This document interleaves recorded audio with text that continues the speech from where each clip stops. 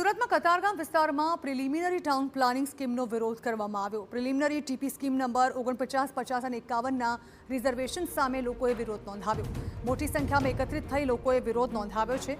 કતારગામ દરવાજાથી પાલિકા કચેરી સુધી તેઓએ રેલી કાઢી। મહિલાઓ અને યુવકો બેનર્સ સાથે રેલીમાં જોડાયા। 60થી વધુ સોસાયટીના સેંકડો પરિવારોને તેની અસર થઈ છે। કેટલાક લોકોના ઘર તૂટી ગયા અને કેટલાકની દુકાનો પણ તૂટી ગઈ। ટીપી સ્કીમ અને રિઝર્વેશન નાબૂદ કરવાની માંગ સાથે લોકો દ્વારા વિરોધ કરવામાં આવ્યો। સુરતના કતારગામ વિસ્તારમાં આવેલી અલગ અલગ 60થી વધુ સોસાયટીઓ છે તેની અંદર જે રિઝર્વેશન મૂકવામાં આવ્યું છે, ટીપી સ્કીમ જે બહાર પાડવામાં આવી છે તેના કારણે 60થી વધુ સોસાયટીઓના જે મકાન છે તે રહીશો છે તેને સીધી અસર થઈ રહી છે અને તેના કારણે આજે મોટી સંખ્યાની અંદર જે સોસાયટીના લોકો છે, મહિલાઓ સહિત જે બેનરો સાથે સુરત મહાનગરપાલિકા કચેરી ખાતે વિરોધ કરવા માટે પહોંચ્યા છે, રેલી કરી રહ્યા છે અને તેમની જે માંગણી છે કે આ રિઝર્વેશન છે તે હટાવવામાં આવે। અહીંયા સ્થાનિક લોકો છે તેમની સાથે વાત કરીશું, કઈ રીતની માંગણી છે, કેટલી અસર થઈ રહી છે, કેટલી સોસાયટીઓને અસર થઈ રહી છે અને કઈ રીતનો મુદ્દો છે।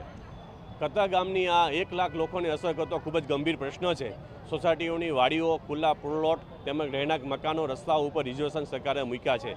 આ કતારગામની લગભગ 70થી વધારે સોસાયટીઓને આવરી લેતો આ વિસ્તારનો આ પ્રશ્ન છે। અમે અગાઉ આવેદનપત્ર આપીને પણ રજૂઆત કરી હતી। અમારા અગાઉ પણ સુરત મહાનગરપાલિકા કતારગામ ઝોન દ્વારા અમારા કબજા લઈ લીધા છે। એટલે આજે રોજ અમે સામૂહિક આવેદનપત્ર આપીને રજૂઆત કરવા માટે આવ્યા છે કે અગાઉ લીધેલા કબજાઓ અમને પરત આપવામાં આવે।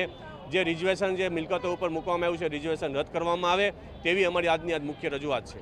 કેટલી સોસાયટીઓ કઈ રીતની પરિસ્થિતિ છે, લોકોના ઘર પણ તૂટી રહ્યા છે? ગંભીર પરિસ્થિતિ છે। 2022થી આ પ્રશ્ન આવ્યો છે। જે રિઝર્વેશન હતા નહીં, 2004ના તમે ડ્રાફ્ટ જુઓ તો એમાં ક્યાંય રિઝર્વેશન હતા નહીં। 2022થી આ રિઝર્વેશન નાખવામાં આવ્યું છે। નાના નાના માણસોના મકાન છે, લોકો માંડ કરીને જે મિલકત એક નાની વસાવી હોય એના ઉપર રિઝર્વેશન છે। સોસાયટીના પ્લોટ ઉપર રિઝર્વેશન છે। સોસાયટીની જે નાના મોટા પ્રસંગો થતી હોય એવી વાડીમાં પણ રિઝર્વેશન છે। જે રીતે જોઈ શકાય છે કે બેનરો સાથે છે, મોટી સંખ્યાની અંદર લોકો છે તે ઉપસ્થિત થયા છે। બેન, કેમ બેનરો સાથે અહીંયા રોડ ઉપર ઉતરવું પડ્યું? અત્યાર સુધી જે સરકારને અમે અરજી કરેલી તો અત્યાર સુધી સરકારે સાંભળેલું નહીં હતું, પણ અમે મોટી સંખ્યામાં બધા ભેગા થઈને સાથે મળીને અમે અરજી કરીએ તો સરકાર કદાચ અમારું સાંભળે એવું અમે આ વિચારથી અહીંયા આજે બધા ભેગા થઈએ છીએ અને અમને આના માટે ન્યાય જોઈએ જ જોઈએ। બેન, શું કહેશો? લોકો પોતાની મૂડી ભેગી કરીને ઘર લેતા હોય છે અને ઘર જ્યારે તૂટે કઈ રીતની પરિસ્થિતિ? એ તો અમારું તૂટેલું છે સાહેબ, એટલે અમને ખબર જ હોય છે। અમે 20 વર્ષથી જે મકાનનો જે જગ્યાનો વેરો પણ ભરતા હોય અને અચાનક આવીને તોડી જાય।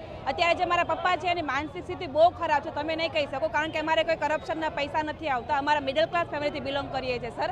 અમારે મહેનતનું એક જ ઘર બને છે। અમે લોકો ઘર બનાવીને જ્યારે સ્લેબ ભર્યો હતો ત્યારે અમને કાંઈ જાણ નથી કરી, કાંઈ નથી કર્યું અને સીધું આવીને જેસીબી અકારી ગયા। અમારા આખો પ્લોટ ધરાશાયી કરી ગયા છે। ખૂબ જ ખરાબ પરિસ્થિતિ બની છે। અત્યારે અમારી પાસે એટલા પણ પૈસા નથી કે અમે બીજું ઘર બનાવી શકીએ। અમારી સાથે બેન, કઈ રીતની સ્થિતિ છે, કેટલી મુશ્કેલી? કહી દો ના, કહી દે, બોલ બોલ। જે રીતે જોઈ શકાય છે કે મોટી સંખ્યાની અંદર મહિલાઓ છે, જે લોકો આવ્યા છે અને વિરોધ કરી રહ્યા છે, કારણ કે બેન આખરે તમારા ઘર તૂટી રહ્યા છે। હા, અમારું ઘર તૂટી ગયું છે। અમારે જે રિઝર્વેશનમાં પ્લોટ નખાણો ત્યારે એ લોકો આવીને અમારો પ્લોટ આખો તોડી ગયા। આજે અમારે બીજો પ્લોટ લેવા હોય ને તો એ લોકો અરજી પણ નથી અમારે સ્વીકારી કરતા। અમે જ્યારે ચણવાનો ટ્રાય કરીને તો એ લોકો આવીને અમારું ઘર પાડી જાય છે। અમે કઈ રીતે આગળ વધી શકીએ? અમે મોટી સંખ્યાની અંદર આજે 60થી વધુ સોસાયટીના રહીશો છે તે અહીંયા પહોંચ્યા છે અને બેનરો સાથે અહીંયા જોવા મળી રહ્યા છે, કારણ કે જે અનેક 60 સોસાયટી જે છે, અનેક જે ઘરો છે, લાખો પરિવાર છે તેને અસર થઈ રહી છે અને તેના કારણે આજે સુરત મહાનગરપાલિકા કચેરી ખાતે તેમનો જે વિરોધ છે તે નોંધાયો છે અને તેમની એક જ માંગ છે કે વર્ષોથી પોતાના જે ઘર છે તે ટીપી સ્કીમ છે તે નાબૂદ કરવામાં આવે। કેમેરામેન સંજય ચંદેલ સાથે બલદેવ સુથાર, TV9 સુરત। તો લોકોના મકાનો, લોકોની દુકાનો તમામ જે છે તેના પર હાલ સંકટ તોડાઈ રહ્યું છે। લોકો વિરોધ કરી રહ્યા છે। તેમનું કહેવું છે કે અમારી સાથે અન્યાય કરવામાં આવી રહ્યો છે અને હાલ તેઓ વિરોધ પ્રદર્શન કરી રહ્યા છે। તેઓ વિવિધ બેનર સાથે રેલી કાઢીને પોતાનો વિરોધ નોંધાવી રહ્યા છે।